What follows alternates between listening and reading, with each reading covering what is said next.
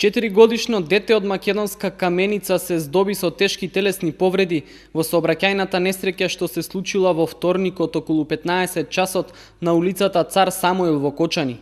Во него удрил 38-годишниот кочанчанец ТЦ, кој управувајќи со своето моторно возило Fiat Tempra со штипски регистерски ознаки го повредил малолетникот. При незгодата, детето се здобило со телесни повреди и по укажаната лекарска помош во здравствениот дом во Кочани било префрлено во клиничкиот центар во Штип на понатамошно лекување. Увид на местото на настанот изврши увид на екипа од полициската станица Кочани, која треба да го даде и одговорот за причините на несреќата.